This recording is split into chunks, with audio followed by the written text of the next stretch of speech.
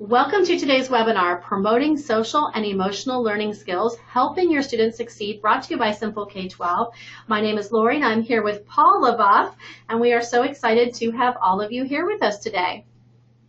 Now, this webinar is brought to you free today thanks to our sponsor, Apperson. At Apperson, our mission is to maximize potential. We advance educational professional development by providing innovative services and solutions designed to assess performance and measure success. We deliver exceptional customer service driven by our core values of integrity, passion, respect, and teamwork, and this results in greater knowledge and enriched outcomes for students, teachers, and business leaders alike. Now, for those of you who are joining in live, just went ahead and sent out a tweet from our Twitter account. You can feel free to retweet to your followers and invite them to attend today's session that is free and open to the public thanks to our friends at Apperson. Just be sure to include this link as well as the hashtag SK12 when you send out your tweet. Once again, we do have that live back channel chat. Great place for you all as attendees. You can take notes and chat with one another. I went ahead and sent the link out through that chat area of GoToWebinar. I'll go ahead and resend that again in just a moment. And we will have some time for some live Q&A at the end of our session today with Paul. Feel free to submit your questions through that questions box of GoToWebinar. If you submit your question through the Titan Pad, through the back channel, we probably will not see it. So if you have a question about the teacher learning community or you have a technical question, I can help you with that behind the scenes during the webinar today. Otherwise, if you do have a question for Paul, we'll hold those questions till the end for some live Q&A. And that questions box does tend to auto-collapse. But if you click on that orange arrow, the question box will open and you can type in your question. Now, a little bit about our presenter. Paul LeBuffe holds a master's degree in experimental psychology from Bryn Mawr College and is the director of the Devereaux Center for Resilient Children in Villanova, Pennsylvania.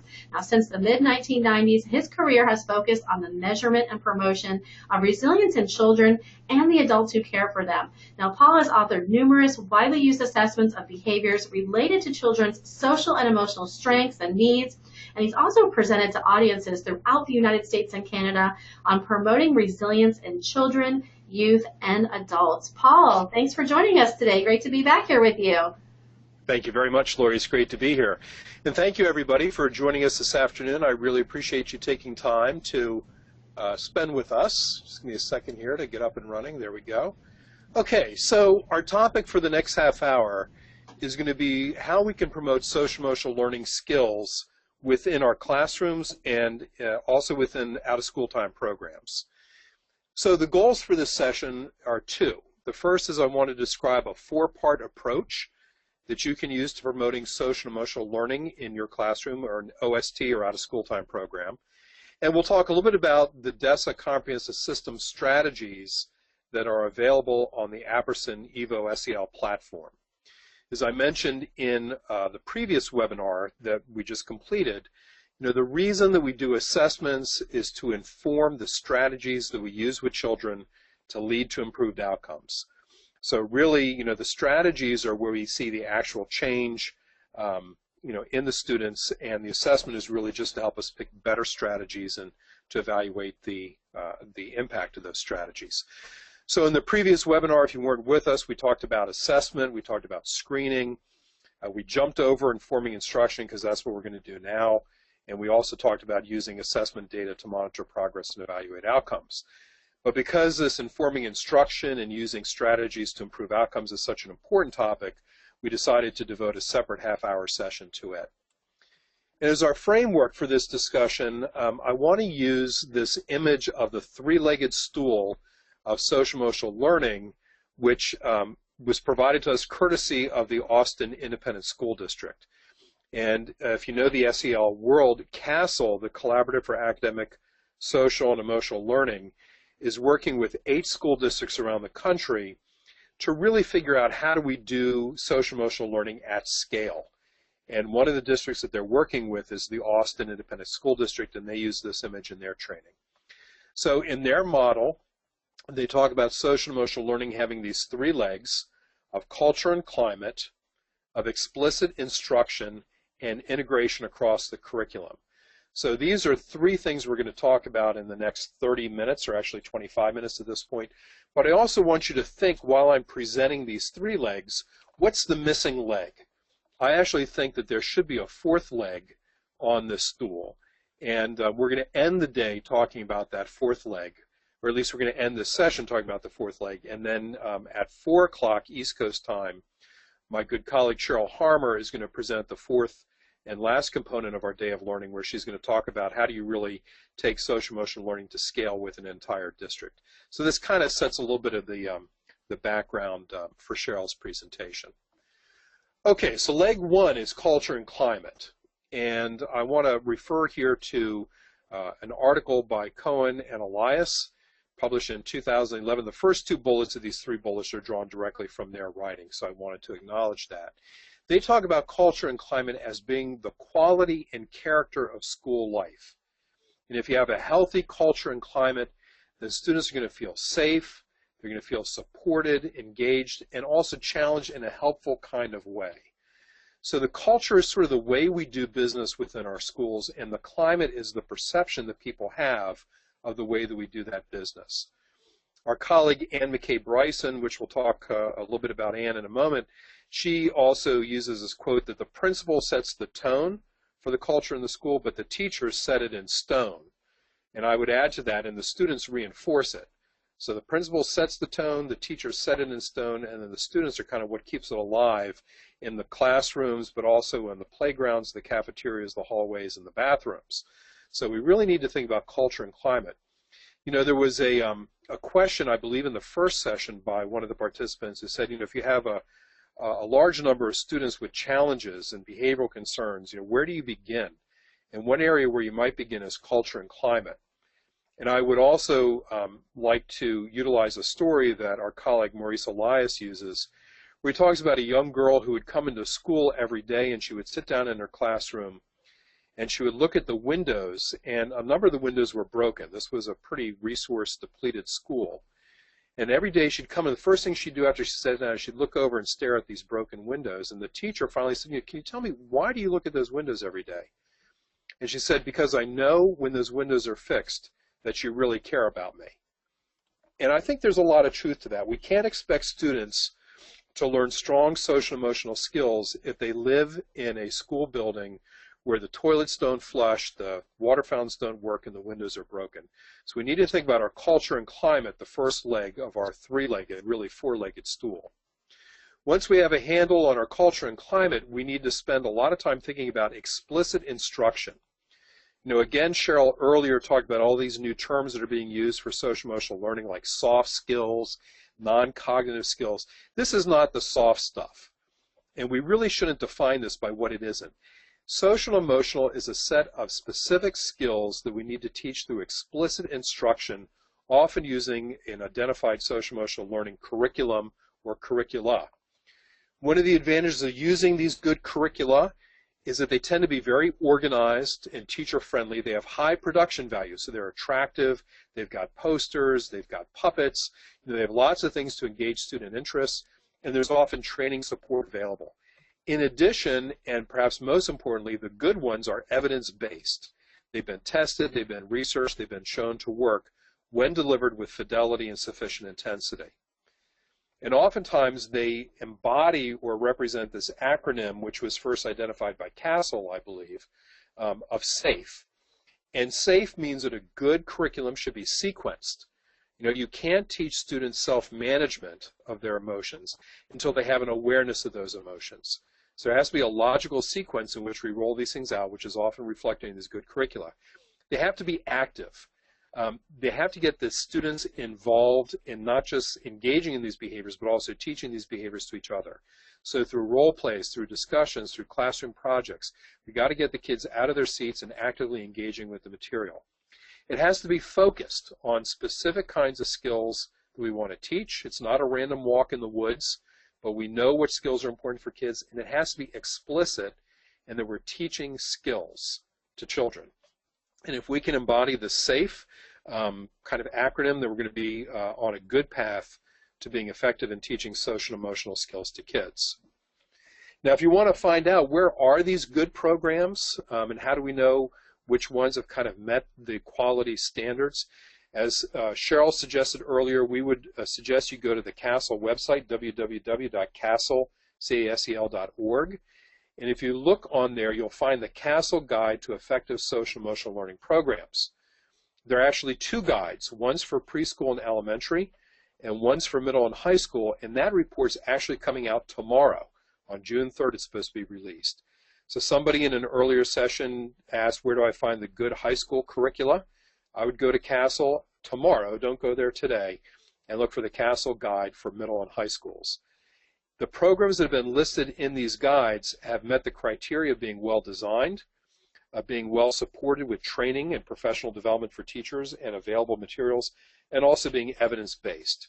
And often a good social and emotional learning curriculum is the foundation for doing social emotional skills instruction. However, we believe that teachers need more.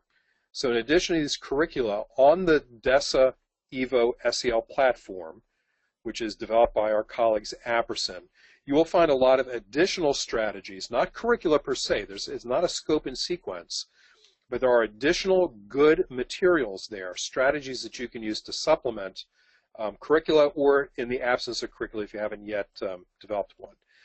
These strategies are based both on developmental and educational research and also over 25 years of classroom experience. Hundreds and hundreds of teachers have been kind of vetted these strategies through the work of our colleague Ann McCabe-Bryson. They have been developed and written with both schools and also out-of-school time programs in mind, because we know some of the best work in social emotional learning is done in out-of-school time environments.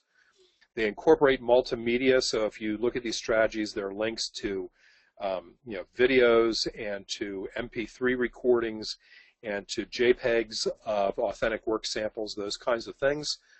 And I think very importantly, I want to highlight this, the strategies on EVO have a strong professional development application. And we'll talk a little bit more about that in a moment. So for these strategies on the EVO SEL, and I'm going to show them to you in just a second here, there are 5 different levels of strategies for each of the 8 social and emotional learning constructs which are measured by the DESA. So this is all tied together with the DESA assessment, and it's all part of that same EVO SEL platform. So the 5 different levels, we have the kind of familiar universal classroom-wide strategies, we have small group strategies, we have strategies for individual students, we have take-home strategies so that the parents and other household members can get involved in promoting the social emotional skills we're working on in the classroom. But then I think somewhat, at least unusual if not unique, we also in each area have these teacher reflection and action activities, and this is where a large part of the professional development comes in. So we might talk about growth mindsets, but we also want the teachers to reflect on what are their growth or closed mindsets, fixed mindsets about the children in the classroom, and what actions are they going to take in response to their growing awareness of their own mindsets. So this is what it looks like on EVO, which, as somebody pointed out in the earlier session, is really the same as SEL plus Compass. They've just changed the branding of it. This would be the page on the online platform that deals with strategies. So we've clicked on the Strategies navigation button over here. The first thing we would do is we would select what grade level do we want these strategies for. We provide them at the primary, intermediate, elementary, and middle school levels, and you can set that as default. So you can either alternate or you can just choose one as your default, so you don't have to do this each time. Having selected your grade level, you can then select one of the 8 social and emotional competencies measured by the DESA. So self-awareness, self-management, etc. In this case, I want to go and look at self-management, so I'm going to click on this tile or button, and that then pulls up the different levels of strategies we were just talking about: universal, group, individual, home-based, teacher reflection and action, and the introduction is just a summary of the research that's behind these different strategies. So in this case, because it's a little bit unusual, I want to highlight the teacher reflection and action. So I'm going to click on the teacher button here, and that will pull up the lesson plan or lesson plans. So we orient you here by pointing out with these icons that you're looking at self-management and teacher reflection and action. And this strategy is all about settling ourselves. And we point out in here how teachers, it's been estimated, make 1,500 decisions every day. And in fact, they make more decisions than any other profession other than air traffic controllers. And so if you have to make all these decisions to be a good teacher, you need to be in control of your emotions in order to be clear-headed and remain confident under pressure when you make those decisions. So the self-reflection part here is a self-assessment, which begins at the bottom of this page. It's actually 10 or 12 items long. But we ask you to think about things like, in pressured situations, do I manage my emotions constructively? Can I calm down? Can I walk away? Can I seek help? And then to rate yourself on a scale of 1 to 5. After the assessment, of course, there are additional thoughts and strategies about how you can improve your own self-management practices. So in addition to giving you ideas on how you can promote this in the students, we also focus on how you can promote this within your own professional practice and professional development.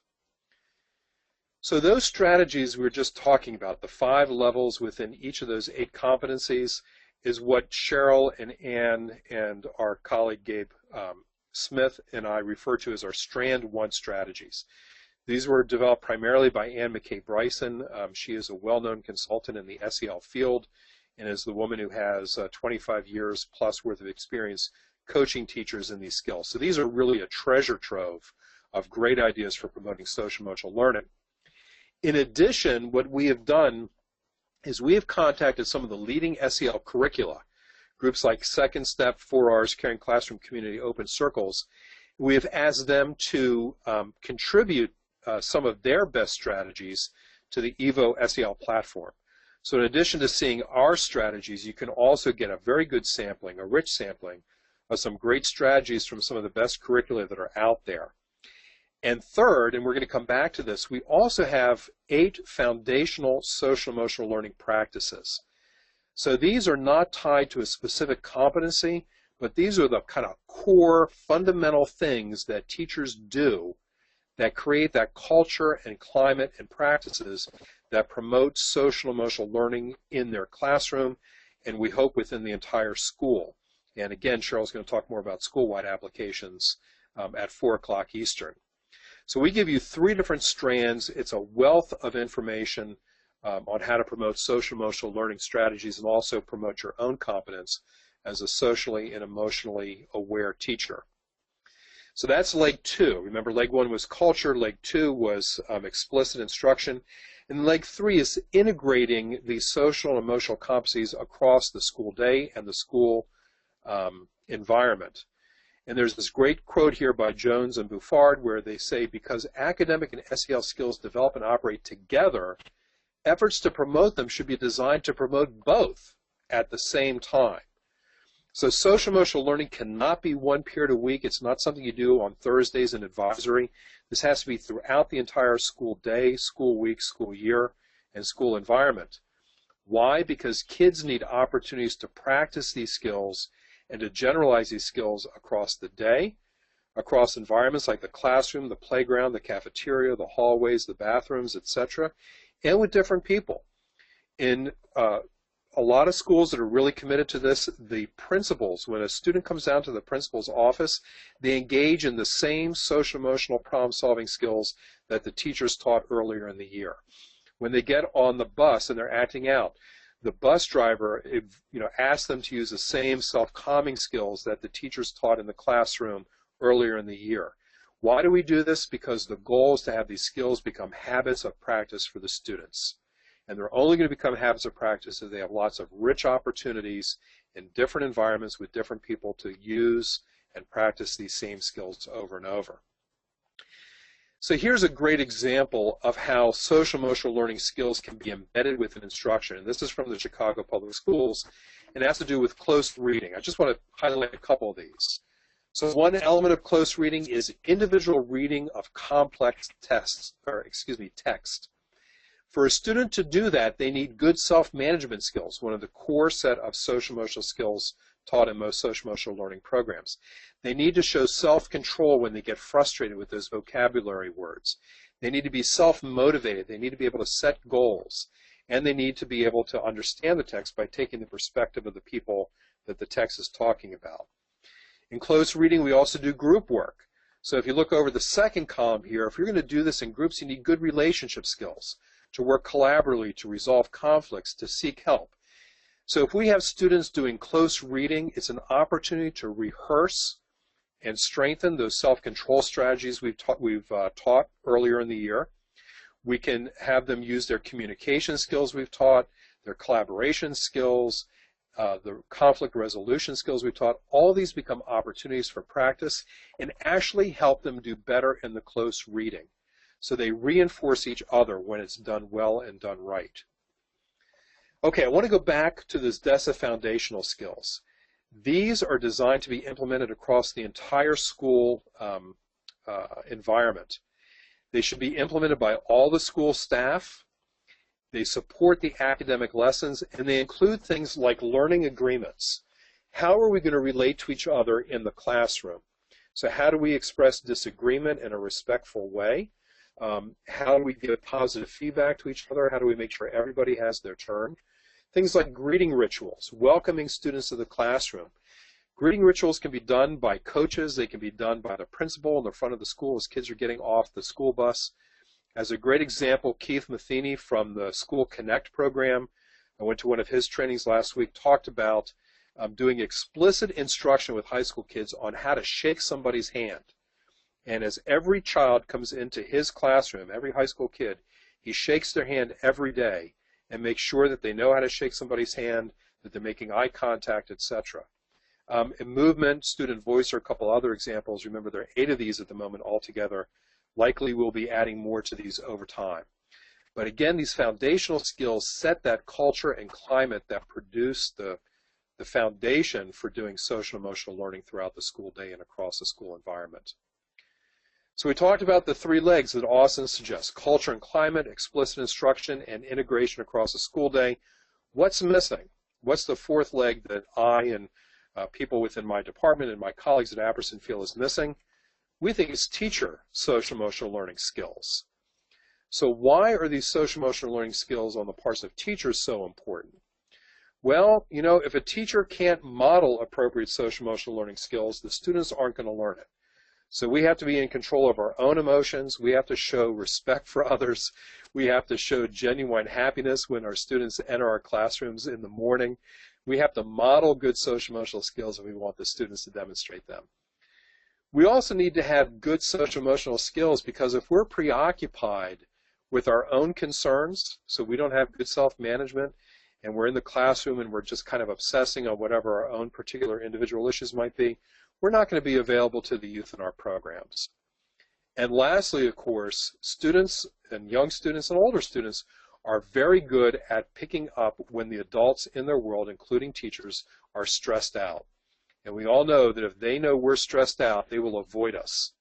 And the relationship between us and our students and us and our peers in the building are the foundation of social emotional learning. So we really need to make sure we're in control of our emotions so that the students are not afraid to approach us during the day. So at Devereaux, we have a program that promotes the resilience and the social emotional competence of teachers called Building Your Bounce. And time doesn't really permit us to get into this very much, but these are the 4 areas that we look at. So the relationships that teachers have with each other and with their students, their ability to make positive choices and decisions, which we call initiative, their internal beliefs about themselves and how they feel about their careers and how effective they think they are at being teachers and how they can improve that sense of confidence and efficacy, and of course self-control, our ability to manage our own emotions in ways that are appropriate and support the social emotional well-being of the students in our classroom. So we believe that it's that 4th leg, the teacher's social emotional competence or competence, that we really need to add to that 3-legged stool to really make it complete. If you want a little bit more information on these topics, my colleague here at the Center for Resilient Children, Jen Fleming, and Mary McCrane, a consultant who works with us, particularly with infants and toddlers, and I wrote a chapter called Caring for the Caregiver, Promoting the Resilience of Teachers in the Handbook of Resilience in Children, edited by Sam Goldstein and Bob Brooks. So if you want more information, not just about the Building Your Bounce program, about other approaches to promoting the resilience of teachers, this would be one place you could look. And if you want to think about how do we promote social and emotional learning throughout our entire school, you might want to look at this social policy report. Cheryl actually made reference to this report in her earlier presentation. It's from the Society for Research in Child Development. It's their Social Research Report, Volume 26, Number 4. It's available as a PDF download on the internet, and the authors are Stephanie Jones and Susan Buffard. They talk in here about different approaches to social emotional learning in the schools, ranging from programs to more specific strategies, very similar to some of the information that I just presented. So with that, Lori, I'll turn it back over to you. Okay, great. Paul, thank you so much for a wonderful presentation. I'll give you just a couple of moments to catch your breath, and then we'll take some Q&A from our attendees. So if you do have a question for Paul, please feel free to submit it now through that questions box of GoToWebinar. I'll go ahead and pull the screen back here, Paul, for just a moment. And we'll do some live Q&A with our attendees. And this webinar has been brought to you free today thanks to our sponsor, Apperson. School-based SEL programs are based on the idea that a student's academic success is linked to their ability to manage and regulate emotions, communicate and solve problems, and manage interpersonal conflicts. Now, social and emotional learning has been proven to decrease disruptive behavior, non-compliance, aggression, and disciplinary referrals. Now, technology offers tools that facilitate new ways to assess student learning. Apperson's EVO Social and Emotional Learning Assessment is a cloud-based version of the Devereaux Student Strength Assessment, a two-part screener and assessment designed to help educators promote social emotional development of students. It includes the DESA Mini, which is used to screen students, and the DESA, which is administered to students who are identified as at risk for social emotional difficulty. So thank you again to Apperson for sponsoring our webinar today. Also want to take a moment to pop back into the teacher learning community here at simpleK12.com. Share with you where you can find some additional resources if you'd like to learn more. Underneath our courses tab, we do have our link to learning theories and strategies underneath our course catalog here. We currently have over 40 unique webinars specific to learning theories and strategies. So if you're looking for some additional resources, wanting to learn more, great place to start inside of the teacher learning community here at simpleK12.com.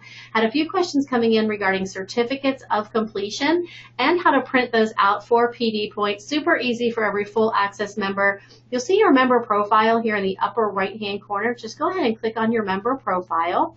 And then the next step is going to be that view transcript button. So we'll click on view transcript here on the left. Now you'll have two options once you get to this next page. You can choose a date range, and you can print a summary report, or you can choose to print or download those certificates of completion individually. Now, when you attend a live webinar here at SimpleK12, it does take 48 hours for your transcript to update, but if you check back in a couple of days, you'll be able to go in, print your certificates of completion for the webinars that you attended today. Now, we do have a slight difference when you're watching those webinar recordings on demand. Once you finish that on-demand webinar recording, you'll be able to go in and print those certificates of completion almost immediately. So there is that slight difference there. Now, if you're wanting to print certificates of completion for PD points or watch any of the recordings on demand, you would need to have that full access membership to the teacher learning community here at SimpleK12.com. We do have a very special offer for our attendees today. I can stay on for a few minutes after we do some live Q&A with Paul and answer any questions that you may have regarding those full access memberships or about SimpleK12 in general. Okay, Paul, I'm going to go ahead and put your contact information up here on my screen.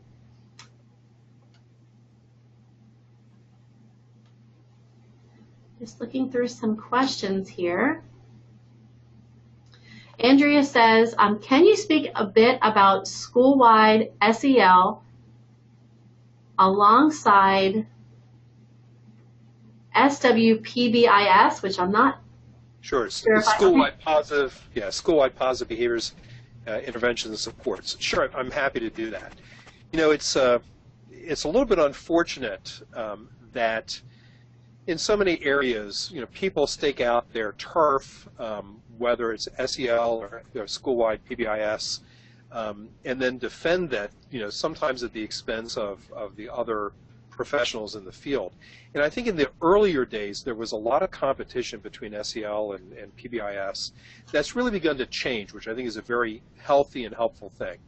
So there have been a number of chapters and articles that have been written lately on how the two really do, I think, complement and reinforce each other. And if you're in the earlier webinar, I made reference to the recently published Handbook of Social-Emotional Learning, and there's a very good chapter in there about combining the two. And I really think in the way that they complement each other, you know, again, speaking in generalities, school-wide positive behavior interventions and supports tends to look a lot at universal programming with a lot of kind of, I don't want to say external controls, but there's a lot of talk about creating structures within the schools to communicate to students the kinds of behaviors that we expect them to engage in. So there'll be a lot of attention on things like, you know, let's develop some guidelines for students. What are the 3 things we want every student in the school to be? So we want them to be respectful, you know, et cetera. And I think that's really good. The school-wide positive behavior support comes out of the applied behavioral tradition, so there's a lot of emphasis on setting up contingencies and rewarding students for desired behaviors, all of which is great. Where SEL comes into play a little bit more is on the direct instruction of social-emotional skills. So PBIS is more about school structures. Again, we're talking generalities. SEL is more about the explicit instruction of social-emotional skills, a little bit more about internal controls versus more external contingencies. But I do think they really complement each other well. And just one more thing I'll point out. If you read that monograph by Jones and Buffard, one of the things that they mention in there is that social-emotional learning has a lot of positive impacts, but one of the areas where it had the least positive impact, kind of the weakest effects, was on decreasing challenging behaviors. And that's an area of real strength for PBIS. So again, I think that's just another example of how the two can really work together. And frankly, in some ways, I would even go so far to say that if you have a school which is really challenged by a lot of challenging behaviors and disciplinary issues and, you know, suspensions and perhaps expulsions, you know, PBIS might be the place to start and get that foundation in place and then layer on top of that social-emotional learning. So I hope that was somewhat helpful, but again, you can go to that recent handbook and get a lot more and probably better articulated information. Okay, great, Paul. Thank you. And maybe you already said this when I was answering another question. I was typing, but Janet is wondering where she can get a copy of the SEL in Schools article and the handbook for caring for the caregiver. Sure. So the chapter on caring for the caregiver is found in the second edition of a book called The Handbook of Resilience in Children. And the editors are Sam Goldstein and Bob Brooks. Probably you can just Google, you know, Handbook of Resilience in Children and pull that up. You can actually also get a lot of information on our approach to supporting teachers and other caregivers from our website, which is, it's not on the list here, but it's www.centerforresilientchildren.org. That's my department, centerforresilientchildren.org. And if you click on the Adults tab, you'll get lots of information there too. The report that we mentioned is available as a download on the internet. And again, I think if you just Google Jones, spelled the usual way, and Buffard, B-O-U-F-F-A-R-D, and look for Social Policy Report, you should find it. Okay, great. Paul, thank you so much. Lots of positive comments coming in. Natalia said, very helpful, like a different approach. Thank you so much again, Paul, for being here with us for those 2 sessions. I look forward to being here with you again for your future sessions. Thank you very much, Lori, and thanks everybody for joining us this afternoon. Thanks again, Paul.